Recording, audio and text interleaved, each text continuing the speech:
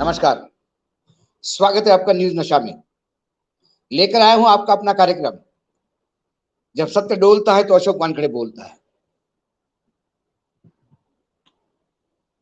उत्तराखंड, देवभूमि, गंगा, हरिद्वार, ऋषिकेश, हिमालय, जंगल, जड़ी बूटी, योग, आयुर्वेद, शुद्ध हवा। मुझे याद है, मुझे एक बड़े कंपनी के एग्जीक्यूटिव देहरादून में मिले। उन्होंने कहा कि दिल्ली और देहरादून का फर्क यह है कि देहरादून में मैं एक साल में इतना फर्क आ गया कि मेरा नजर का चश्मा उतर गया, क्योंकि शायद दिल्ली का पोल्यूशन मेरी आंखों को तकलीफ दे रहा था। ये वो देवभूमि है जिसका इतिहास है, जिस देवभूमि को पर्यटन के नाम से बेचती है हमारी सरकारें, ठगती नहीं। लेकिन इस देवभूमि का सत्य ये दिखाई दे रहा है, डोलता है। जो मैंने दिखा आपको बताया वो इतिहास है। वर्तमान में देवभूमि क्या उग्र हिंदुत्ववाद की लेबोरेटरी बनने जा रहा है। देवभूमि का वो सत्य डोलता नजर आ रहा है, इसलिए आज ये बोलना पड़ रहा है। मैं क्यों कह रहा हूं कि देवभूमि का सत्य डोलता नजर आ रहा है? वह इसलिए कि जब धर्म संसद होती है और हेट स्पीच के जो बेहतरीन उदाहरण, जो मानवता को कलंकित करने वाले वक्तव्य इसी देवभूमि से, तथाकथित भगवे पहने हुए साधुओं से, तथाकथित कह रहा हूं मैं क्योंकि मैं एक सनातनी हिंदू हूं, और मेरे हिंदू में, मेरे धर्म में कोई भी सन्यासी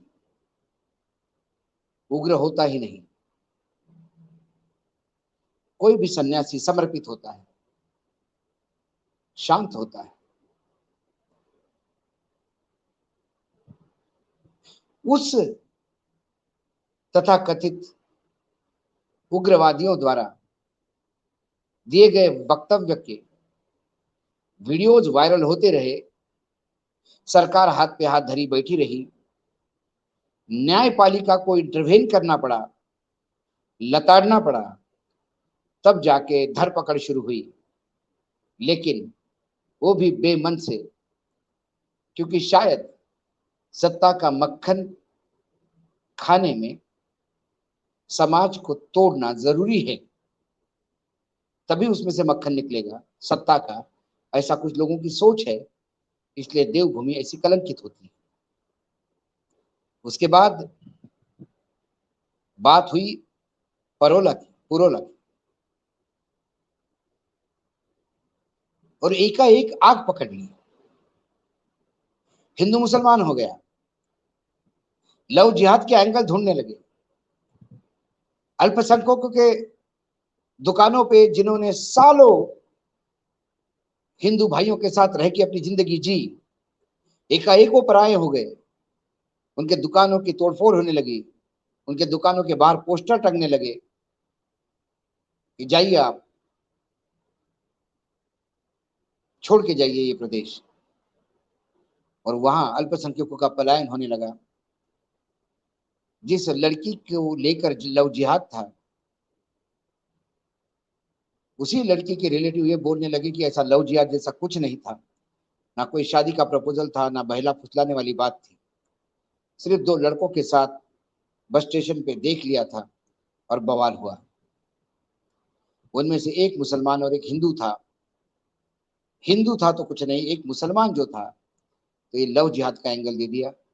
और ये तमाम उग्रवादी लोग, मैं उग्रवादी इसलिए कहता हूं कि उग्र हिंदुत्व होता ही नहीं, हिंदुत्व हिंदुत्व ही होता है।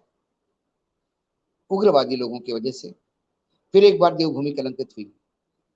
और अब मैं, ये दोनों कहानियां आपके लिए नई नहीं है, लेकिन आप जिस खबर की वजह से मैं ये आज यहाँ सत्य डोलता हुआ देखता हूं वो ये है कि हाल ही में हरिद्वार में गंगा के घाट पर एक मुस्लिम दंपत्ति को डरा धमका कर बेइज्जत करके भगा दिया गया, ये बोलकर कि ये घाट हिंदुओं का है या किसी दूसरे धर्म का इंसान प्रवेश नहीं कर पाता।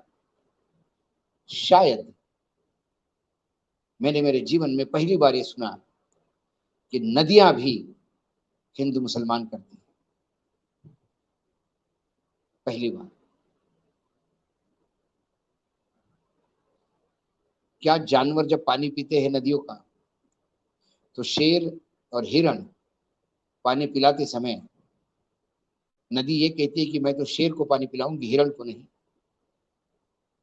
वो माँ गंगा है, वो सबकी माँ है। वो एक गुजराती को बुलाकर बनारस में चुनाव भी लड़वाती है और देश का प्रधानमंत्री भी बनाती है। वो तो पाप धुलवाती है। यदि मोहन भागवत जी ये कहते हैं कि हमारे देश में जो मुसलमान है इनका डीएनए हमारा है, तो यदि उस डीएनए वाले दंपत्ति गंगा में डुबकी भी लगाते या गंगा को स्पर्श भी कहते तो हो सकता था कि कन्वर्जन का जो पाप आपको लगता है उससे उनको मुक्ति मिलती। गंगा तो पवित्र है, अपवित्र चीजों पे गंगा जल छिड़का के हम अपने आप को पवित्र करते हैं। चाहे किसी भी राजनीतिक दल के लोग हो, चाहे योगी आदित्यनाथ जी हो, अखिलेश के बंगला छोड़ने के बाद वो गंगा जल से धोकर उसको पवित्र करते हैं, या फिर कर्नाटक की विधानसभा हो कि कांग्रेस पार्टी बहुमत आने के बाद विधानसभा को गंगा जल से धुलवा कर पवित्र करके उसमें प्रवेश करती हो। राजनीतिक विचारधारा कुछ भी हो, चलता तो गंगा जल ही है, कसमें तो गंगा की खाई जाती है। वो गंगा जब किसी खेत को पानी देती है तो ये विचार नहीं करती कि मुसलमान का है कि हिंदू का है। जब आप रोटी खाते हो तो आपको ये पता नहीं है कि ये गेहूं किसने पीसा है और गेहूं की फसल किसने उगाई है, किस मुसलमान ने, दलित ने, हरिजन ने, क्रिश्चियन ने। जब विदेश से गेहूं आयात आता है, जब विदेश से चीजें आयात होती है, जब विदेश से तेल आयात होता है, तो क्या विदेश मलेशिया से यदि पाम ऑयल आता है और अपने यहाँ बिकता है, वो तो मुस्लिम बहुल क्षेत्र इलाका है, उन्होंने तो कभी ना कहा हमारा पाम ऑयल हम हिंदुओं में नहीं देंगे। या जब पाम ऑयल, जब तेल खाते हो तो कभी नहीं कहते हो हम रशिया का तेल लेते हैं। इसके पहले सऊदी अरेबिया का तेल लेते थे, पेट्रोलियम की बात कर रहा हूँ यहाँ पर। तब तो उसने कभी नहीं कहा हिंदुओं की गाड़ी नहीं चलाऊंगा। तो ये गंगा माँ ने कब से मुसलमानों को मना किया है? वो एक युवक उस दंपत्ति के साथ बदतमीजी कर रहा था। वो दंपत्ति उसको बता रहा था कि भाई हम तो देखने आए हैं, क्या हम गंगा के पास भी नहीं जा सकते? उन्होंने कहा हिंदुओं का घाट है, तुमको भगा देंगे, आइंदा आने की जरूरत मत करना। ये वीडियो भी वायरल हुआ है, कई जगह ट्वीट रीट्वीट हो रहा है, तो लोगों में रोष भी है। हरिद्वार के लोगों में स्वयं रोष है, उनको भी इस बात का बुरा लगता है। लेकिन फिर प्रशासन मौन है, इंतजार कर रहा है न्यायपालिका के चाबुक का कि कब चाबुक उठेगा और कब बरसेगा, तब जाके नींद खुलेगी और फिर नाम के लिए भी सही, फॉर्मेलिटी के लिए सही, कुछ एक्शन होगा। इस देश की नदियां, इस देश की पहाड़, इस देश की हवा, इस देश की भूमि सबकी है, सब भूमि गोपाल की और गोपाल सबके। रसखान ने यदि श्री कृष्ण के ऊपर काव्य लिखा तो श्री कृष्ण अपवित्र नहीं हुए। उर्दू जबान में यदि शिव जी का स्तोत्र कोई लिखता है तो उससे उर्दू जबान खराब नहीं होती, क्योंकि उर्दू भी ओरिजिनली हिंदुस्तानी है।